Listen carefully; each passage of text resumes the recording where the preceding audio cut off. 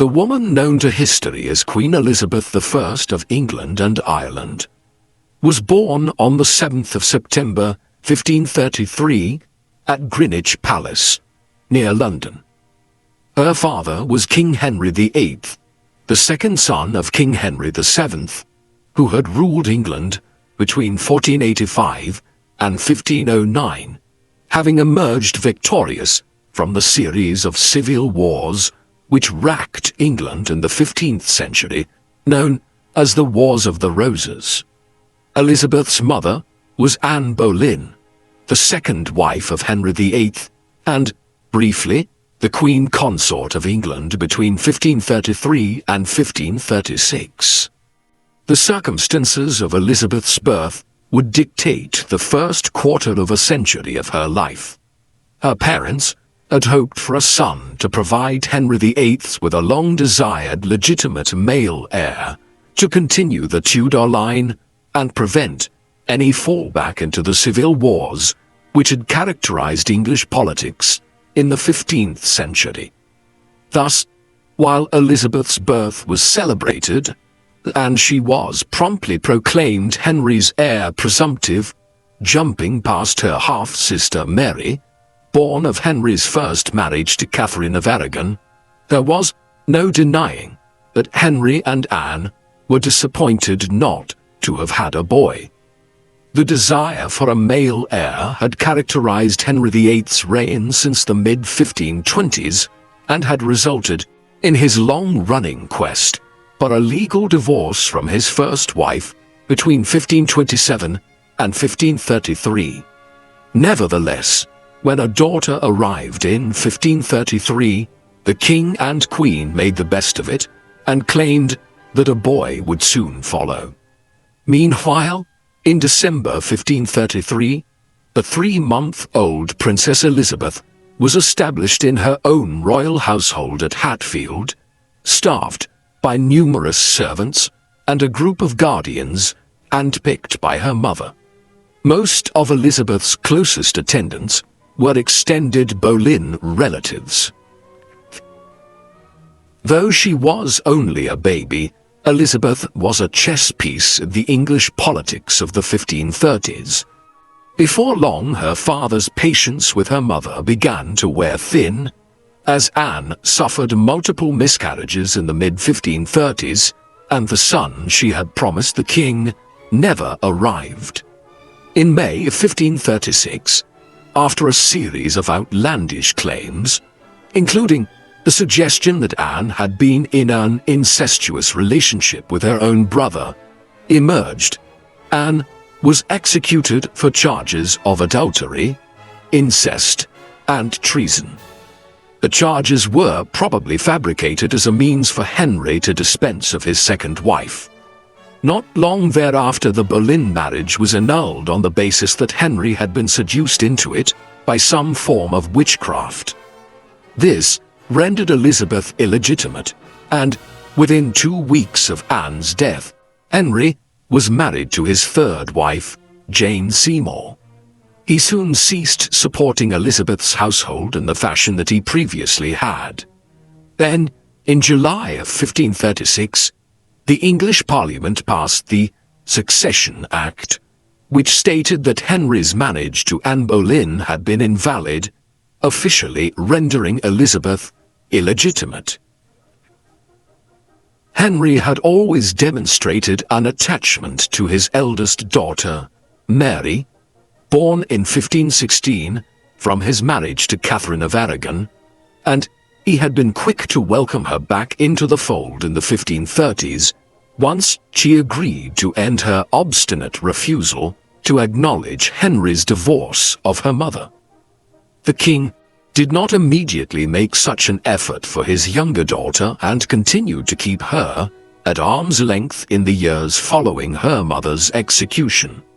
Indeed, Elizabeth's governess, Lady Margaret Bryan, was soon writing to Thomas Cromwell, Henry's chief minister, begging him to intercede with the king on the child's behalf. In her letter, Lady Bryan wrote that Elizabeth was growing out of her clothes quickly and there were insufficient resources to keep her in a manner befitting a daughter of the king, legitimate or illegitimate. Such were the financial straits at Hatfield that 2 members of Elizabeth's household were even charged for poaching deer in the parklands surrounding the house. The birth in October 1537 of Prince Edward, Henry's first legitimate male heir, changed matters, though it resulted in the death 2 weeks later of Jane Seymour, Henry's third wife, owing to postnatal complications. With a male heir now in place, Elizabeth and Mary were reintegrated back into the Henrician court more fully, their positions as either legitimate or illegitimate being somewhat nullified when there was now a male successor to the throne. Moreover, before her death, and while she was pregnant, Jane had encouraged the king to restore Elizabeth to a better position. The belated manner in which Henry accepted Elizabeth into the royal household contrasted sharply with her character. Of all his children, Elizabeth would prove to be the most like her father. She resembled Henry, with the same light reddish hair, pale skin and ruddy cheeks, though with her mother Anne's brown eyes. She would also prove herself in years to come to have the same hard-headedness of her father. Elizabeth received a very good education in the late 1530s and throughout the 1540s, and soon proved to be one of the most brilliantly learned women in 16th century Europe. She spoke 5 languages: English, French, Spanish, Italian and Latin, and could read Greek and Dutch to some extent. When an Irish aristocrat visiting court many years later wanted to gain her attention, he presented her with a small dictionary of key phrases in the Irish language. Her scholarly work involved translating ancient Latin text, such as Boethius's The Consolation of Philosophy and Tacitus's Annals. As she was being educated in the 1540s, she grew closer to her younger brother, Prince Edward, who was much closer in age to her than was Mary. Elizabeth carried the chrism at Edward's baptism. They shared some of the same tutors in the years that followed, and they were both influenced by the same ardently Protestant reformers at the Henrician court. During her early years, Elizabeth found surrogate mothers in her governesses and in a succession of stepmothers. The Protestant German princess, Anne of Cleves, whom Henry married when Elizabeth was 6 years old, took an interest in Henry's youngest daughter. Her marriage to Henry lasted only a few months before he acquired an annulment, but Anne and Elizabeth continued to visit and write to each other following the divorce. She did not develop a close relationship with her father's 5th wife, Catherine Howard, a niece of the Duke of Norfolk, who wed Henry when she was 17 years old, in 1540. She was dead not much over a year and a half later, after committing adultery with a courtier by the name of Thomas Culpeper. When this latest stepmother was executed, Elizabeth drew an important lesson from it. The princess, no doubt remembering what had happened to her mother as well, remarked to her childhood friend, Robert Dudley, "I shall never marry." This lesson would be reinforced over and over again as Elizabeth grew up, and she observed that married women were invariably at the mercy of their husbands, surrendering power and self-determination to them. Henry's 6th wife, Catherine Parr, whom Henry married when Elizabeth was 9 years old, was also kind and motherly towards her. Catherine, who authored several books herself, recognized the young princess's intellectual potential and encouraged her in her academic pursuits. Catherine is also usually credited with persuading Henry to restore both Mary and Elizabeth to the line of succession to the throne, after their younger brother Edward.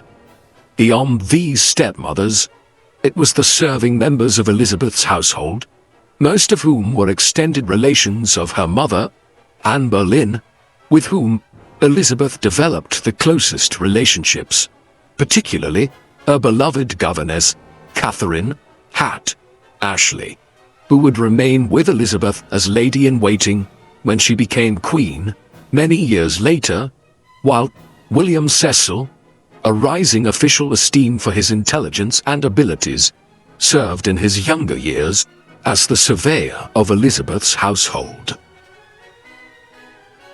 Elizabeth was 13 years old when her father died in January 1547.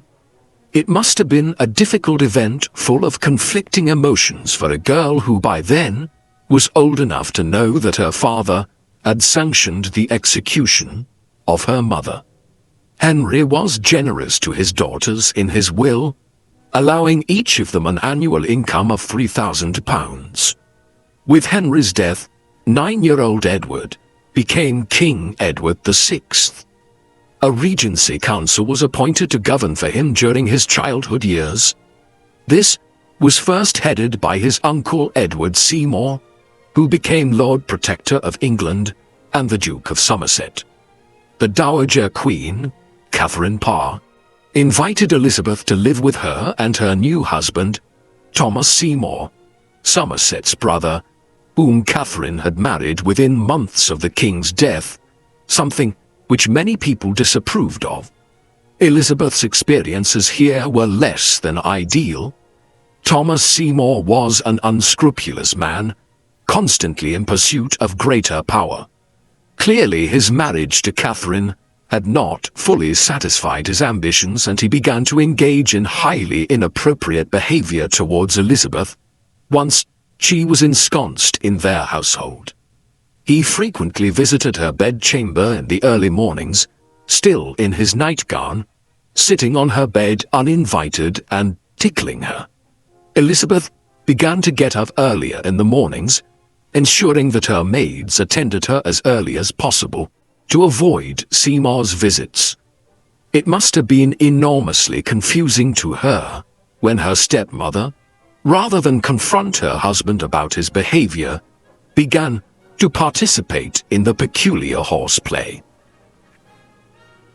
This leaves us with many questions and, if true, it is a damning indictment of both Seymour and Parr. Did Catherine believe that her husband's behavior towards her stepdaughter was in fact innocent and all in fun?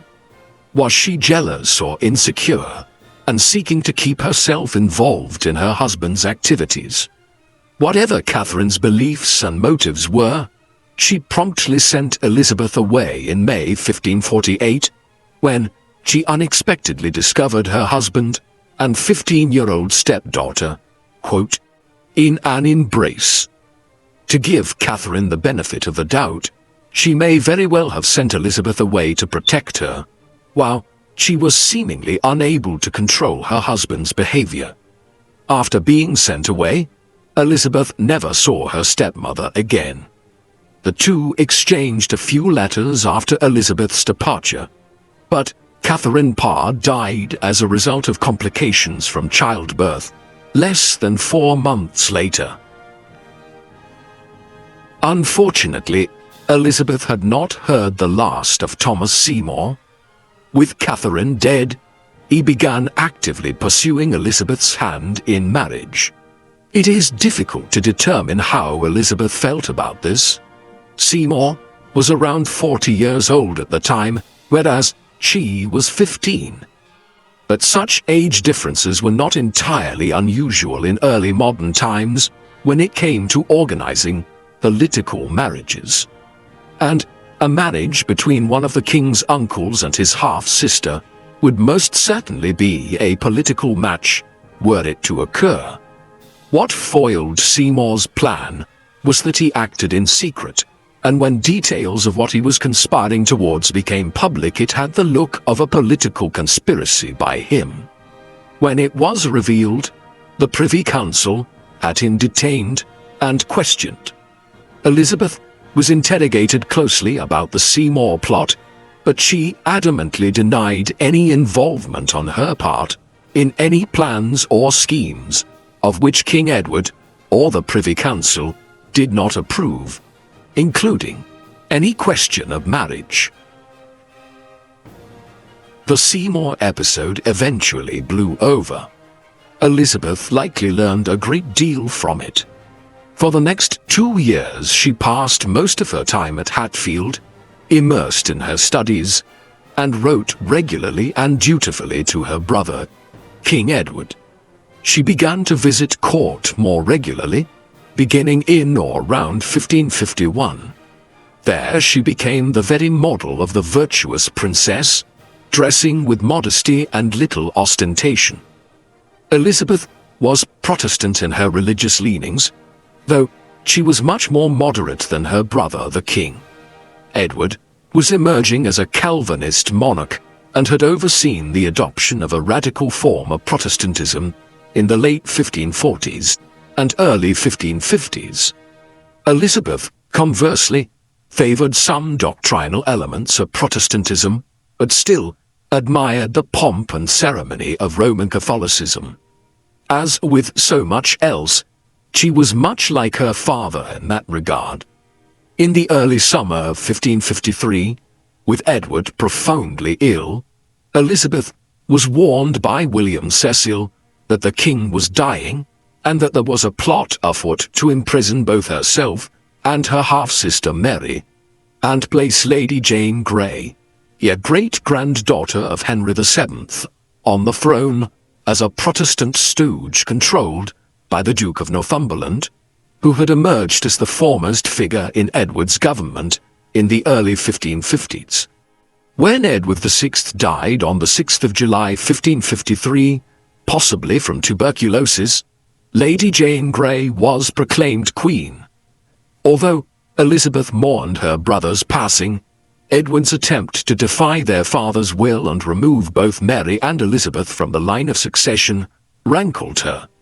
Thus, when the Privy Council proclaimed Mary as Queen, in defiance of Northumberland's efforts to make Lady Jane Grey Queen, Elizabeth promptly wrote to Mary to signal her support for her cause, despite Mary's well-known zealous Roman Catholicism. Elizabeth accompanied the new queen as she progressed triumphantly into London in August of 1553, the Grey cause having collapsed almost immediately. Mary's reign would prove tumultuous for Elizabeth. As a Protestant and Mary's heir, she was a figurehead for those English people who would rather see a Protestant on the throne. Accordingly, even in instances where she did not encourage it, she was made a figurehead of opposition to the Marian regime, most dangerously in the case of the rebellion in early 1554 of Thomas Wyatt, an insurrection which Elizabeth had nothing to do with, but nevertheless led to her being detained in the Tower of London for some time. Throughout these unsettling years, Elizabeth could never be certain that her life was secure, and she cleaved ever closer to the serving members of her household, whom she considered her family. These included the Ashleys, the Sheltons, and William Cecil. She also grew closer during these years to her friend Robert Dudley, whom she referred to affectionately as Sweet Robin. Robert was a son of John Dudley, Duke of Northumberland, whom Queen Mary had executed for his part in the plot to raise Lady Jane Grey to the throne. The apparent closeness between the princess and Dudley was controversial. He had been married since 1550 to Amy Robsart. In April of 1555, Elizabeth's house arrest abruptly ended when Queen Mary summoned her to court. The Queen was laboring under the belief that she was expecting a child and requested that Elizabeth join her in her confinement. Elizabeth dutifully attended her sister in the birthing chamber throughout the summer, but Mary's due date came and went, and no baby was born. It had been a phantom pregnancy, and Elizabeth remained the heir to the throne. In the aftermath of this incident, Mary invited Elizabeth to remain at court, giving her chambers befitting her position and allowing her more and more freedom as time went on. It is possible that Mary's conduct in this matter indicated some renewal of sisterly feeling between the two women. However, Mary may also have invited Elizabeth to remain at court simply to keep a closer eye on her. Elizabeth remained at Hatfield for the next 2 years. During this time, she and Robert Dudley became closer than ever. He visited her often, and they enjoyed many of the same pursuits, including riding, hunting, dancing, playing at cards, and witty conversation. Elizabeth and Robert seemed not to care about the implications of their relationship when in each other's company, and there was little Elizabeth's advisers, such as William Cecil, could say to dissuade her. Elizabeth endured 2 years of tension and uncertainty after her return to Hatfield. Then, matters changed very dramatically. On the 17th of November 1558, her sister Mary died, most likely of ovarian or uterine cancer, a likely explanation for some of the symptoms accompanying her phantom pregnancies. Lacking any other heir, Elizabeth, the last of the children of Henry VIII, was promptly proclaimed as Queen Elizabeth I of England. It was not immediately apparent whether Elizabeth intended to rule as a Protestant or a Catholic monarch. For her part, Elizabeth was content that this ambiguity should last as long as possible, until she could consolidate her power and establish a government. She well understood that England was still heavily Catholic, as were many of the nobles and clergy around her. Nearly 2 decades of separation from Rome had rendered many English ambivalent about papal supremacy, even those who considered themselves to be loyal Catholics. The English Parliament thus proved willing to grant Elizabeth the title of Supreme Governor of the Church of England, without really knowing what the Queen's wider religious stance was. The Elizabethan religious settlement would only unfold in the course of 1559 and 1560.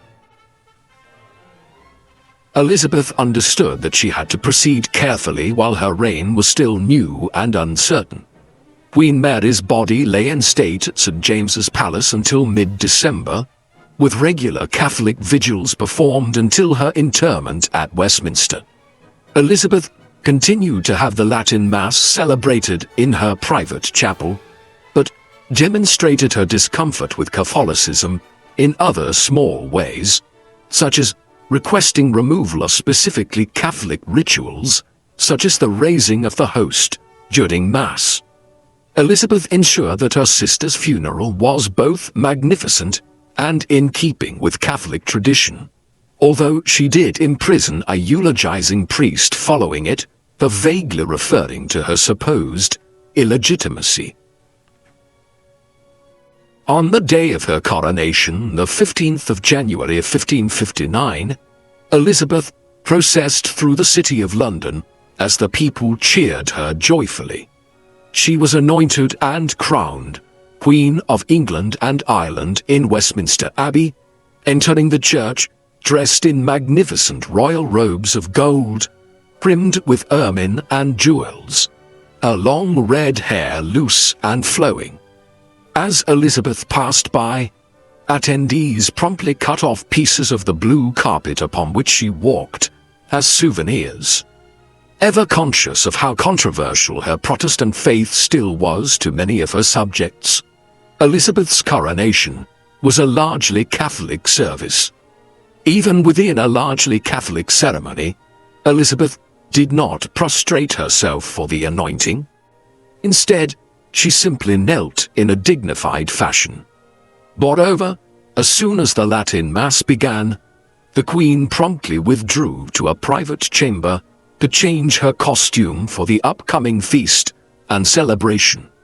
This was clearly designed as a public statement of her rejection of some of the Catholic rites, carefully choreographed to indicate to the political nation that further religious changes would come in the months ahead. Emerging in an exquisite costume of purple and ermine, she headed the procession out of the church, smiling and graciously greeting members of the cheering crowds. Elizabeth had cleverly managed to have herself crowned in a way which seemed to placate both Catholics and Protestants to varying extents. One of Elizabeth's first acts as Queen was what is known as the Elizabethan religious settlement. At her first official parliament, she had her government pass an Act of Uniformity, which reinstated the 1549 Book of Common Prayer that had been a bedrock of her half-brother's Protestant settlement, although a few alterations were introduced into it in line with Elizabeth's much more moderate Protestantism. One sticking point concerned the real presence of Christ's body and blood in the Eucharist, known as transubstantiation, which Catholics believed in and Protestants did not. Some historians argue that the liturgical alterations of the Elizabethan era made it possible for both Protestants and Catholics to interpret communion as they pleased. In addition, because Elizabeth was fond of the ceremony and pageantry of the Roman Catholic Church, the traditional Catholic vestments worn by priests and clerics were preserved under the new Elizabethan religious settlement, as were the images and crucifixes in churches and monasteries across England. This would become a major point of contention for more hardline Protestant reformers in England, who believed ostentation of this kind was idolatrous. Elizabeth also filled as many bishoprics and archbishoprics as possible with Protestant clerics, removing Catholic bishops appointed by Mary in the process. All in all, Elizabeth imposed a very moderate form of Lutheran Protestantism in the late 1550s and early 1560s, but it would never please a large cohort of radical Calvinists in England, who became known as the Puritans, and who wanted a form of Protestantism based largely on the theocracy John Calvin had created in the city of Geneva in the Swiss Confederacy back in the 1530s and 1540s. Clashes between the government and the Puritans would remain a constant feature of Elizabeth's long reign. This disagreement illustrates the level of religious discord which was prevalent, not just in England, but across Europe during the 16th century. Elizabeth's religious settlement decreed punishment for refusal to attend Sunday services, or for other examples of Catholic failure to conform, but the penalties were small fines, which frequently went unenforced, depending on religious sympathies in a given region.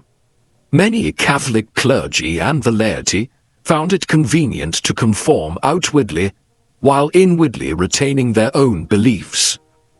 Indeed, as Elizabeth once wisely declared, quote, "There is only one Christ, one faith, all else is a dispute over trifles." The English certainly had their religious struggles, but under Elizabeth, these struggles were considerably less violent than they proved to be elsewhere in Europe, such as in France, where the St. Bartholomew's Day massacre of 1572 would see Parisian Catholics massacre over 3,000 Protestant Huguenots in a single day. This was in the midst of 40 years of religious wars in France between the 1560s and the 1590s. Compared to this level of religious strife, England remained calm under Elizabeth, and more than a decade would pass after her accession to the throne before the religious question erupted into any form of major violence in England.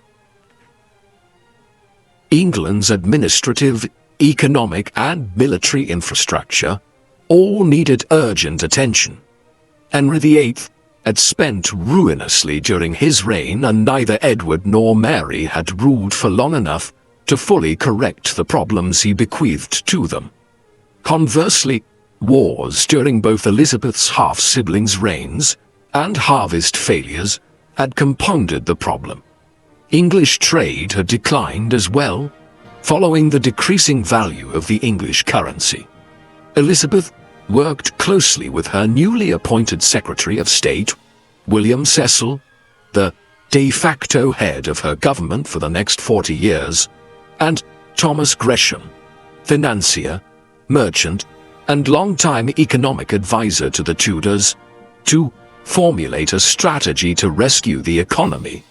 By 1561, all of the debased currency had been withdrawn from circulation, dissolved, and replaced with freshly minted coins of gold and silver that re-established confidence in the face value of the English coinage. The recovery of England's currency helped the economy rebound nicely. Prices stabilized and trade boomed once more. In addition, Gresham founded London's Royal Exchange early in the reign, after being inspired by his direct experiences of the Antwerp Bourse, where English cloth merchants had been carrying out much of their trade in the Low Countries for decades. An island nation requires ships for both economic and military purposes. Elizabeth understood that a good deal of investment was needed in this area, yet she was still constrained by budgets. Therefore, the process of naval expansion was a careful and practical one during her reign. The ships built during Elizabeth's reign tended to be multi-purpose in design, meant for trade, exploration, fishing, and warfare. They were smaller, faster, and more maneuverable than the standard warship, and yet not so diminutive that they could not be equipped with multiple gun carriages. Several dozen were built for the royal fleet, and they were so in a semi-private manner whereby nobles and mariners offset some of the cost by having semi-control over the ships when they were built.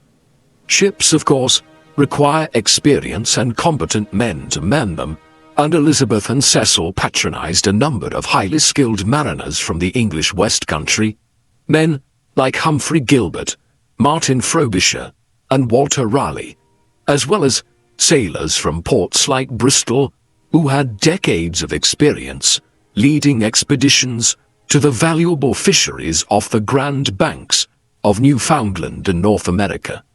Their exploration of the North American seaboard was an important, though often underappreciated, precursor to the English colonization of North America in the 17th century. England's economic recovery was impressive, and much credit is due to Elizabeth and her advisors for overseeing it, especially since regular taxation was not a strategy England could resort to, as taxes had to be approved by Parliament. Instead, a large source of funding for England's recovery came from Crown land revenues and customs duties. Due to this, Elizabeth's court was markedly less extravagant than her father's. She kept her staff and that of the Privy Council, the main governing body of the realm, small, installing most of the members of her traditional household in positions at court. Entertainments and banquets in the early years were elegant, but not overly extravagant. Indeed, such was the manner in which Elizabeth was determined to put the state's finances on a better footing than had been seen since the days of her grandfather, King Henry VII, that she became notorious for her parsimony and unwillingness to spend excessive amounts of money on grand projects. In the long run, this was a judicious policy for the most part, and despite its limited resources, the English government accomplished quite a lot during the Elizabethan era.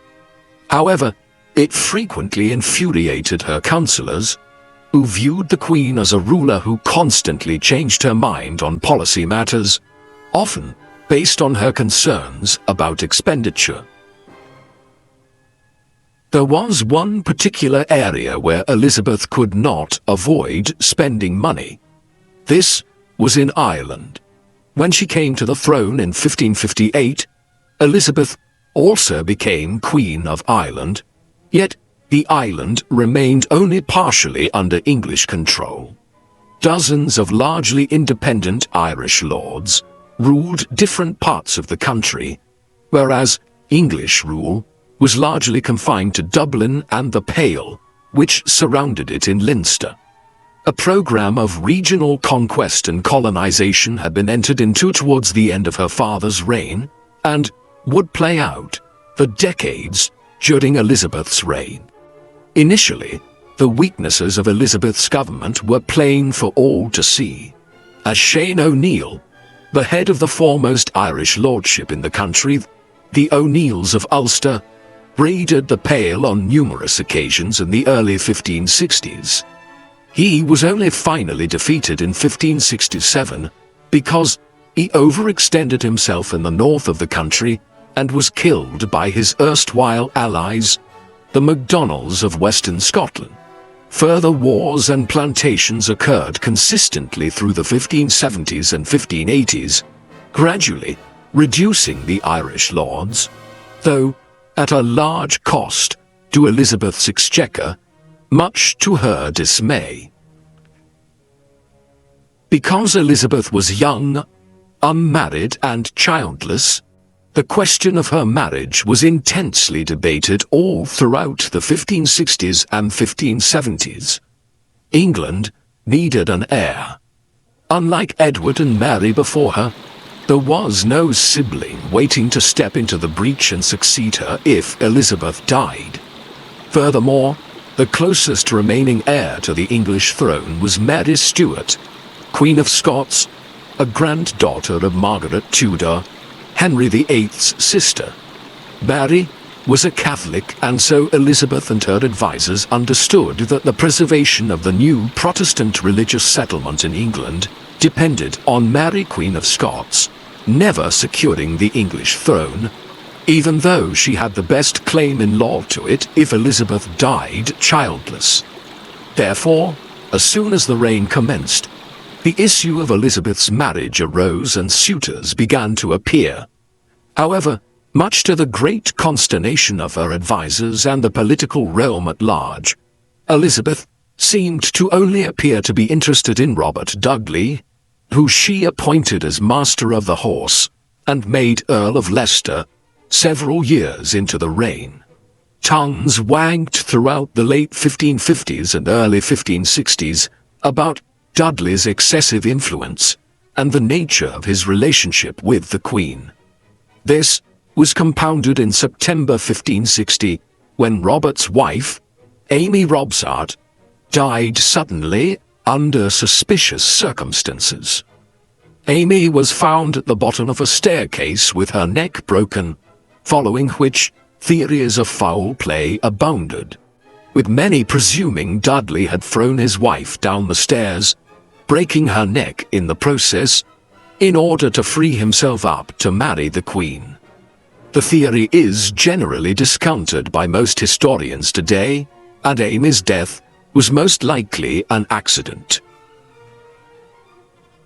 The reality is that it was always unlikely that Elizabeth would marry Dudley.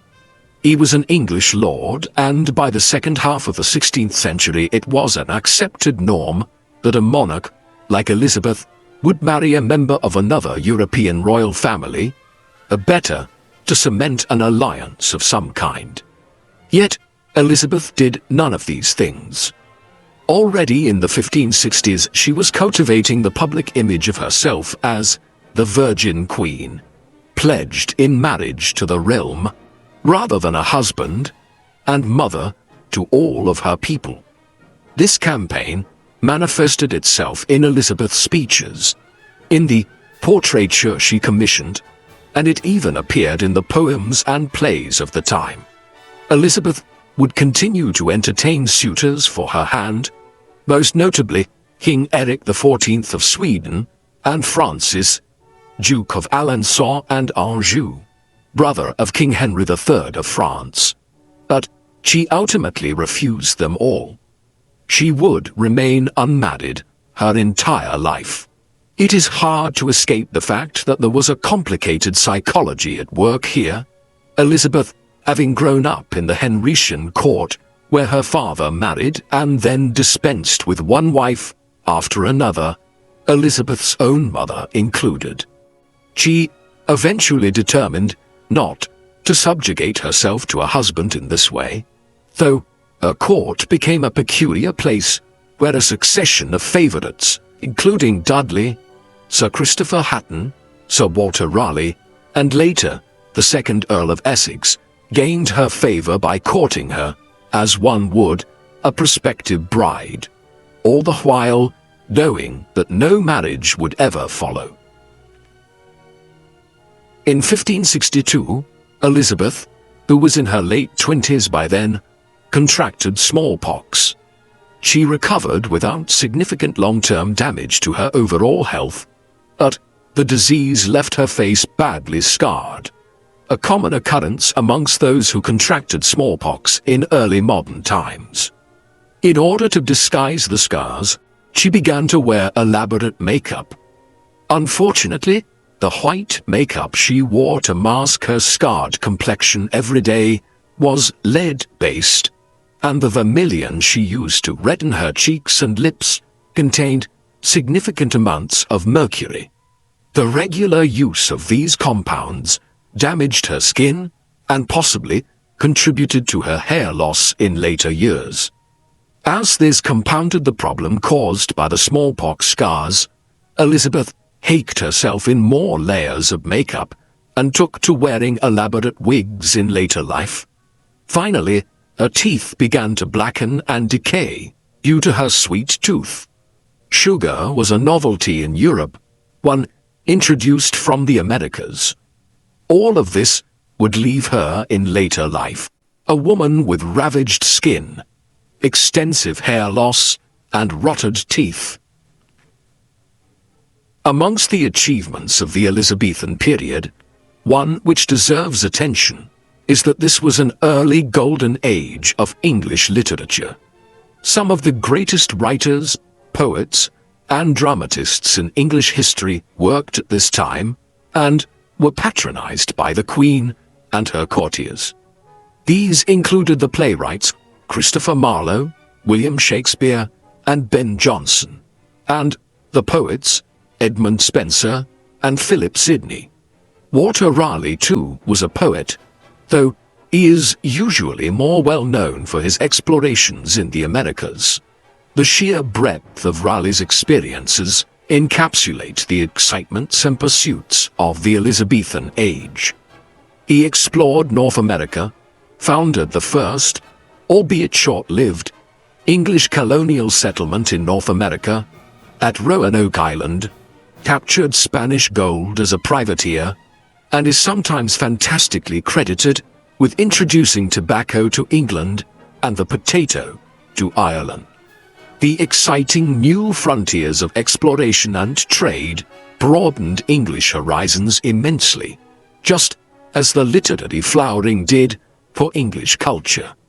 For instance, between 1576 and 1578, Martin Frobisher sailed in search of a northwest passage, while Sir Francis Drake became only the second person to ever circumnavigate the globe in 1581.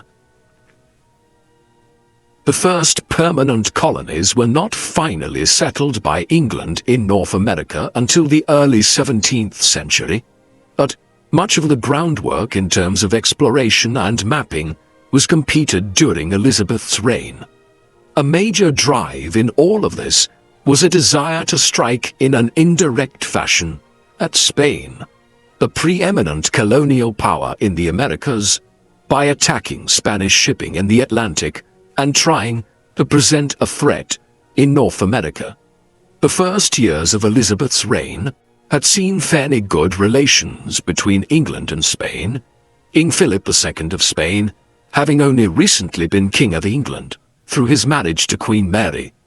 But relations gradually soured in the course of the 1560s as Elizabeth refused Spanish offers for her to marry Philip, while her religious settlement also put England at loggerheads with Catholic Spain. Finally, there were a number of diplomatic clashes over shipping in the Atlantic. By the 1570s, England and Spain were involved in a sort of unofficial Cold War, and it would take until the second half of the 1580s before open war commenced. All of this was tied up with an ongoing succession crisis, in which the religion of Elizabeth's most likely heir, Mary Queen of Scots, was the main issue. Elizabeth refused to acknowledge the Catholic Mary as her potential successor in the 1560s and 1570s. The Queen of Scots was a Catholic, and for Elizabeth to encourage her claim would be to open herself up to the plots and determination of Catholics to place one of their own on the throne of England, and so restore Catholicism. Elizabeth hoped to contain Mary's ambitions through diplomacy, but this proved to be impossible. Mary had lived out her youth in France with her mother's family, but she returned to Scotland in 1561 to take up her rightful position as Queen. Mary's presence in Scotland would prove inflammatory. Her Catholicism aroused the animosity of the Scottish Protestant lords of the Congregation, who, in 1560, had established a form of Calvinist Protestantism in Scotland as the state religion. Mary was soon a major source of contention in Scotland, and for years to come in the 1560s, conspiracies surrounded her. As with Elizabeth to the south in England, there was a major debate surrounding Mary's potential marriage. At one time, rumours had abounded that Dudley would head north to Scotland and marry Mary, but instead she wed Henry Stuart, Lord Darnley, in 1565. Darnley and Mary were cousins, and were both grandchildren of Margaret Tudor, Henry VIII's sister. They were also both Catholics. As such, this marriage posed an enormous threat to Elizabeth and the Protestant settlement in England, particularly so once Mary gave birth to a son, the future King James VI of Scotland, in the summer of 1566. It was assumed that he would be raised as a Catholic in keeping with his mother's religion.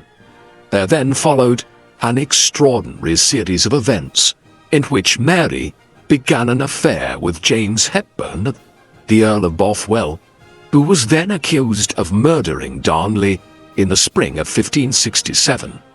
Mary married Bothwell within weeks of Darnley's suspicious death, and then was imprisoned not long after by the Scottish lords, who were appalled at her conduct. She was then forced to abdicate in favour of her infant son, James, who succeeded as King James VI of Scotland at just 1 year of age. He would now be raised by some of the senior-most Scottish lords in the Protestant faith. These developments might by themselves have not been such a bad thing for Elizabeth and the English government, had matters remained there. But within months, Mary had escaped from her imprisonment at Lochleven Castle, and, after an abortive attempt at reclaiming the Scottish throne, absconded over the border into northern England. This placed Elizabeth and her ministers in London in a very difficult position. Mary could not be sent back to Scotland. To do so would potentially lead to her execution by the Scottish lords, and Elizabeth was unwilling to send a fellow queen to that fate. At the same time, her presence as a Catholic contender to the English throne on English soil made her a focus of conspiracies by Roman Catholics in England and abroad. In Rome, English Catholic exiles openly discussed the possibility of launching a revolt in England against Elizabeth's government, and then placing Mary on the English throne as a means to restore England, yet again, to the Catholic fold. This was not idle speculation. In 1569, a major revolt was initiated by some of the leading Catholic lords of the north of England. Although she was not directly involved in plotting this, Mary's position was important in the Northern Rebellion. Though it was quickly crushed, and Elizabeth ordered the execution of some 750 Catholic rebels, it highlighted the precarious situation, with Mary present on English soil, doubly so when Pope Pius V issued a papal bull, Regnans in Excelsis, in 1570, in response to the suppression of the Northern Rebellion, through which Elizabeth was excommunicated and all true Catholics were enjoined to overthrow her. This volatile situation would prevail for nearly 20 years. Though Elizabeth never met Mary in person, the deposed Scottish Queen would spend the entirety of the late 1560s, the 1570s, and much of the 1580s under house arrest in a series of different palatial houses across northern England.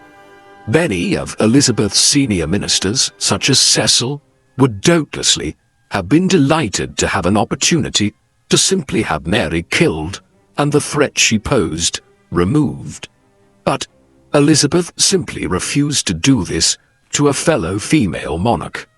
Again, there was a complex psychology to this, and we should remember that Elizabeth's mother Anne was a queen who had been executed 3 decades before Mary arrived to northern England. In the complex situation which developed with Mary Queen of Scots over the next decade and a half, Sir Francis Walsingham, the English Secretary of State and Chief Spymaster from 1573 onwards, was paramount. A committed Protestant, Walsingham viewed himself as a religious warrior whose work was to defend the Protestant settlement in England from the threat Mary and others, such as radical members of the English Catholic exile community in Rome, posed.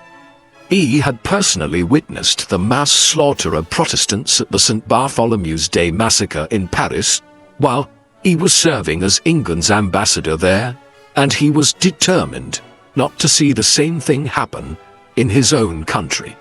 Many plots by Catholics in England and abroad were rooted out and crushed by Walsingham and his spies in the 1570s and 1580s.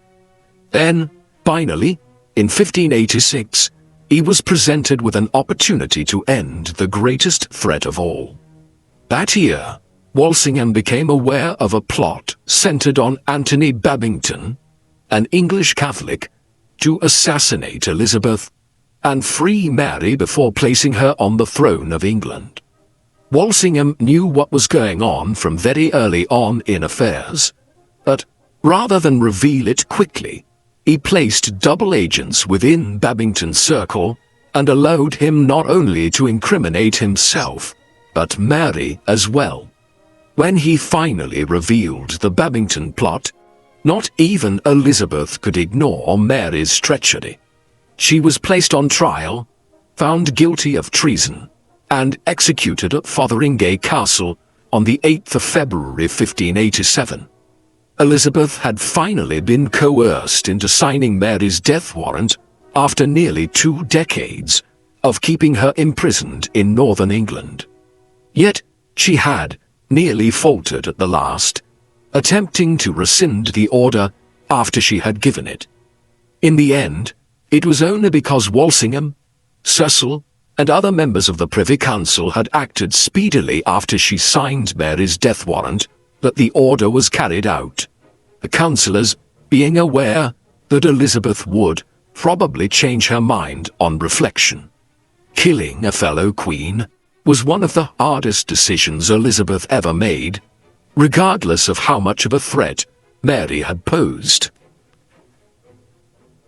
The drama surrounding Mary's presence in England for so many years was connected to the wider international situation in the 1570s and 1580s. When it came to foreign policy, Elizabeth had always sought to avoid an expensive outright war. A discreet encouragement of privateering and the frequent attacks on Spanish bullion ships by figures like Francis Drake were a cost-effective way of waging an unofficial Cold War with Spain, as was providing financial and material support to the Dutch rebels who were engaged in a war of independence against Spain in the Netherlands from 1568 onwards. She would doubtlessly have continued in this vein had it not been for events in France, where the wars of religion, a series of civil wars between Catholics, Protestants, and a politique faction that steered a middle way between the two, had been underway since the 1560s. In the 1580s, Philip II of Spain was beginning to intervene there on the side of the French Catholic League, while his armies had also made advances in the Netherlands against the Dutch.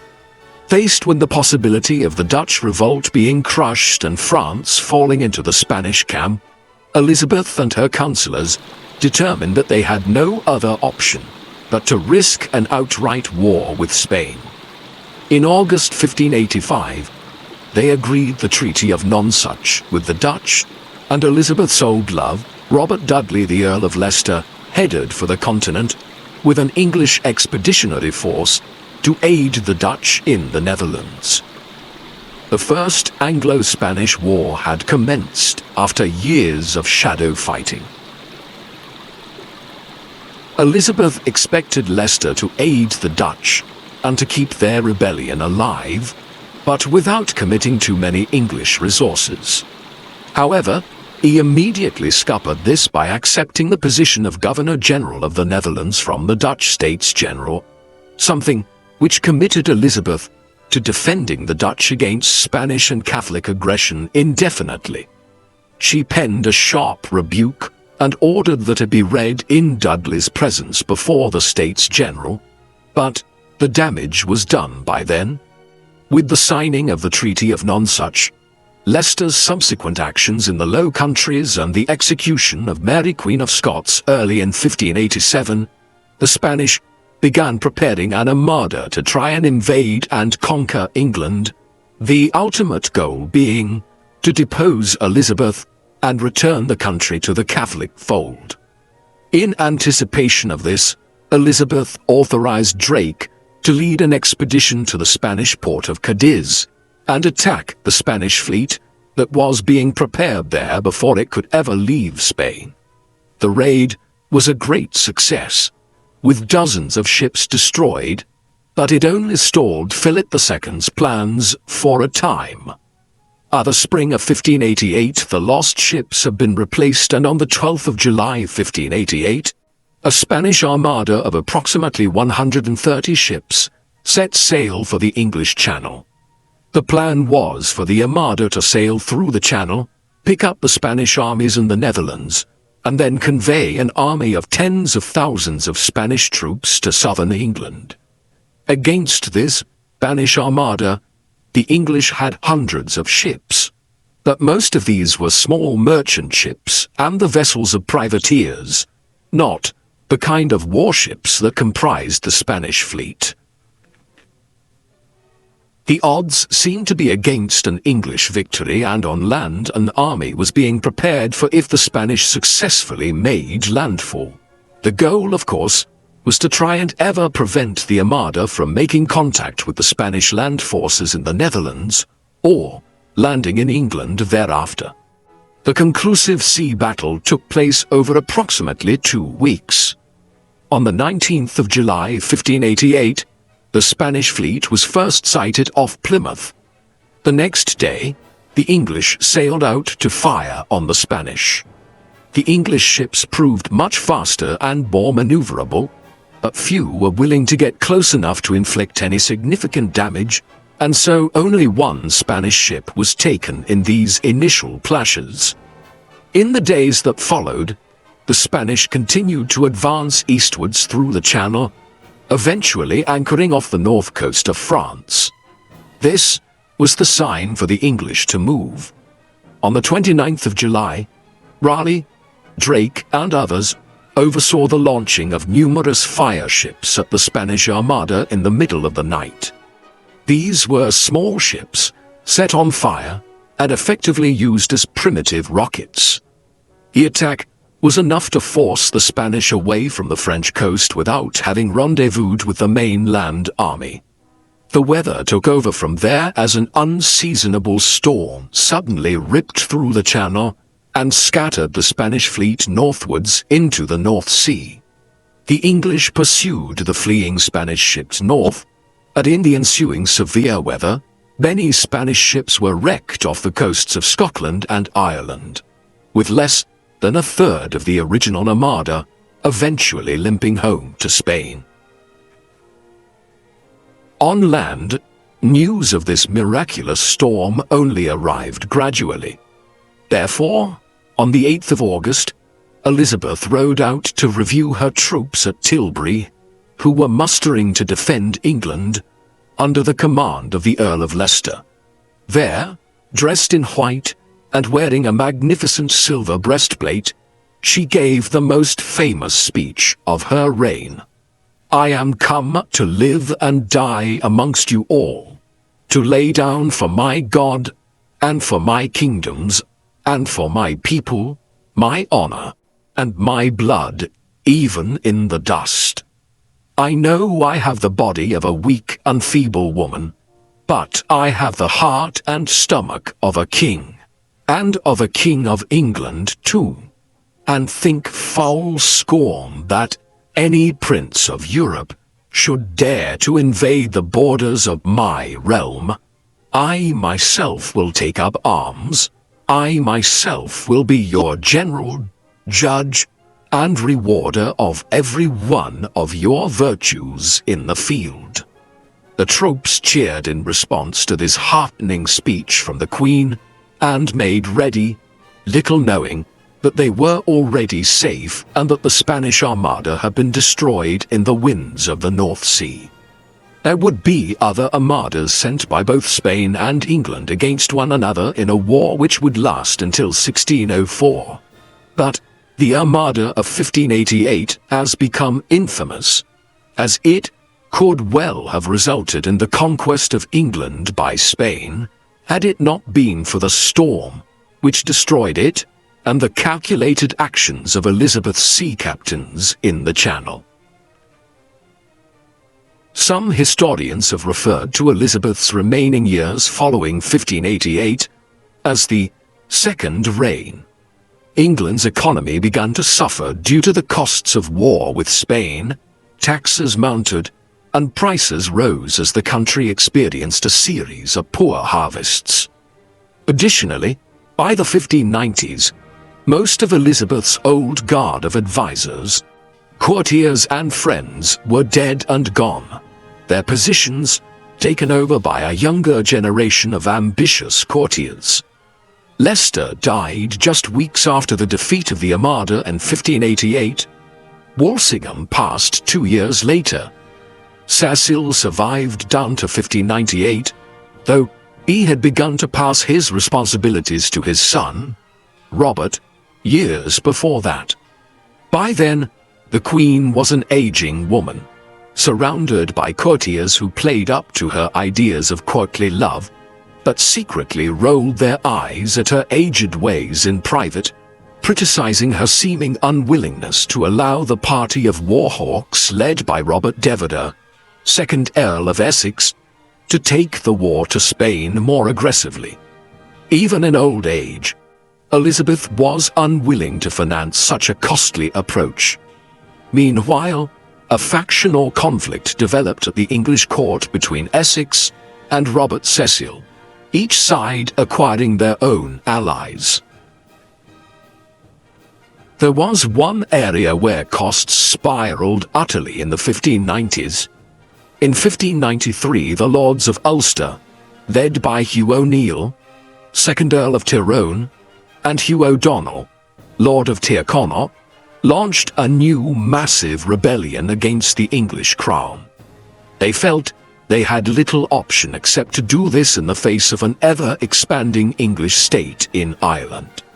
The 9 Years' War would pose the greatest existential threat to English rule yet seen in Ireland, as O'Neill had armed his men with guns and trained them in modern military tactics. The Irish also sought aid from Spain, and a Spanish expedition would even arrive to Kinsale in the south of the country in 1601. By then, the Irish were in charge of the vast majority of the island, having inflicted the biggest defeat against an English army there under the Tudors at the Battle of the Yellow Ford on the 14th of August, 1598. In the end, Elizabeth would have to finance the provision of an enormous army for Ireland in the late 1590s and early 1600s. Over 15,000 men at its height, in order to avoid the English being expelled from the island altogether. Her cost-saving measures here over the years had ultimately cost her money in the long run. The final blow emotionally for Elizabeth was a betrayal by Essex, her newest court favourite, a stepson of Leicester's, and in some ways his successor in her affections. In his early 20s, handsome and brash, the young Earl felt no shame in taking liberties with the Queen, who was both flattered and indulgent with him. She gifted him monopolies on wine imports, and continually appointed him to military positions. Elizabeth sent Essex to Ireland to crush the rebellion there in 1599, supported by an army of an unprecedented size. She was enraged when he met secretly with the leader of the Irish rebels, Hugh O'Neill, just a few months after arriving in Ireland, and then left again for England without leave to do so, and having accomplished nothing there. When he burst into Elizabeth's private chambers upon his return to London, the Queen determined that these offences could not stand. She stripped him of his offices and privileges and ostracized him from court when she learned that Essex had spoken publicly afterwards of seeing her without her wig and her layers of poisonous makeup. Essex was placed under house arrest and deprived of his monopolies. In desperation, in February 1601, he sought to lead an insurrection against Elizabeth, not to depose her, but to extract concessions from her and force the removal of his great rival, Robert Cecil. However, he was unable to attract enough support to be successful, and was executed for treason on the 25th of February 1601. Essex's death seemed to drain the last of Elizabeth's energies from her. By then the Queen was growing older and weaker all the time, and it fell to Robert Cecil, now Elizabeth's chief minister and the undisputed head of the government after he had orchestrated Essex's destruction, to oversee a subtle resolution of the succession question. He knew that if Elizabeth had thus far refused to name a successor, she was not going to do so now. Hence, Cecil entered into secret negotiations with King James VI of Scotland, the son of Mary Queen of Scots. James was now well into his 30s, and a successful king in his own right in Scotland. He was also a firm Protestant, and he remained the nearest claimant to the English throne. From England, Cecil advised him of the manner by which he should write to Elizabeth, to put her in the best frame of mind to name him as her heir. James listened well, and his overtures were received warmly by the Queen. Elizabeth would never formally name him as her heir, but she was more than aware in her final years that unless she named somebody else, the throne would inevitably fall to her Scottish cousin once she died. Thus, in her own strange way, Elizabeth had made preparations for the end of the House of Tudor and the rise of the House of Stuart to unite England and Scotland under one king, something which successive English monarchs of the medieval era had failed to achieve through force of arms. In March 1603, Elizabeth fell seriously ill. She was nearing her 70th year by then, suffering from a fever and from sores in her mouth and throat. Cecil urged her to take to her sickbed, saying she must rest. "Little man," she snapped back at him, "must is not a word to use to princes," showing that even at the end she was still a force to be reckoned with. She died in her bed at Richmond Palace not long after this, on the morning of the 24th of March 1603. She was 69 years old, and had ruled England for 44.5 years. Besides her few mementos of Leicester and her other loved ones, a locket ring was found among the Queen's few obviously sentimental possessions. The ring opened to reveal two tiny miniatures, one of Elizabeth and one of another young woman, dressed in a much older Tudor fashion. Historians theorize that the woman featured in the second miniature was her mother, Anne Boleyn. Elizabeth had never known her, Anne having been executed on her father's orders when Elizabeth was just 2 years old. But her untimely death had hung like a shadow over Elizabeth, dictating many of her choices, notably her unwillingness over almost 2 decades to order the execution of Mary Queen of Scots, and her own decision to never marry. In the weeks following Elizabeth's death, James VI and his Scottish entourage made their way south at a leisurely pace, meeting his new subjects along the way. Cecil had put everything in place, and James was crowned at Westminster Abbey on the 25th of July 1603 as James I of England and Ireland, and 6th of Scotland. In Ireland, the injection of thousands of troops and the appointment of an effective military commander to oversee affairs there, Charles Blount, Lord Mountjoy, had seen O'Neill and his Irish confederates defeated in the spring of 1603. Tyrone surrendered a week after Elizabeth's death, believing she was still alive, though James ultimately offered very lenient peace terms.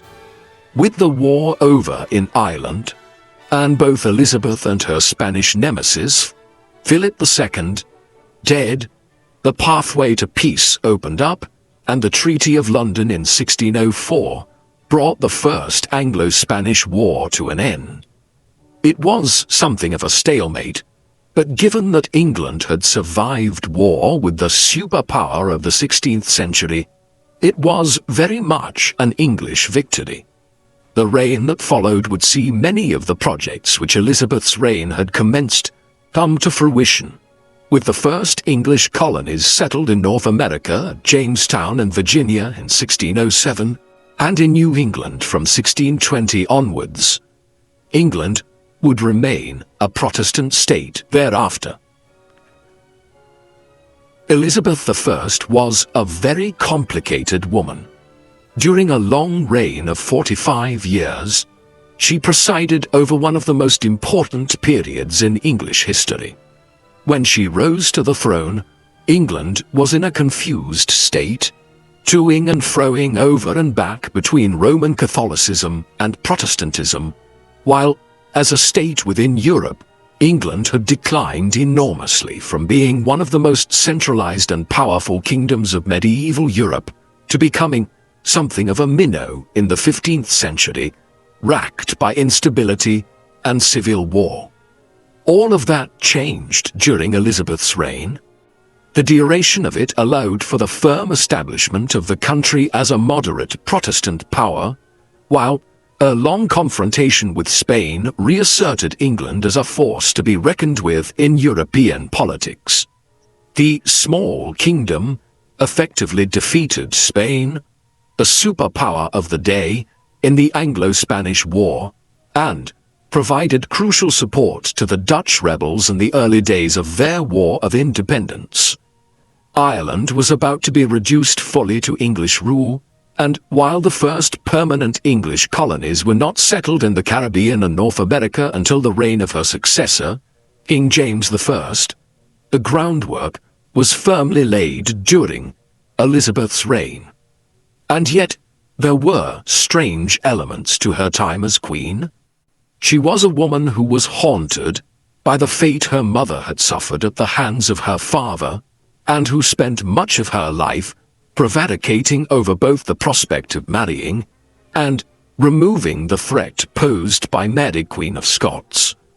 In the end, there is no doubt that her reign was a success, though its success was owing as much to figures like Drake, Raleigh, Cecil and Walsingham as it was to the Queen herself.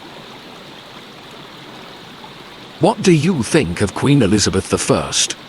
Was she truly England's greatest queen? Or have historians simply lionized her because of successes which were achieved during her reign, which had little to do with her own role as ruler of the realm? Please, let us know in the comment section. And in the meantime, thank you very much for watching.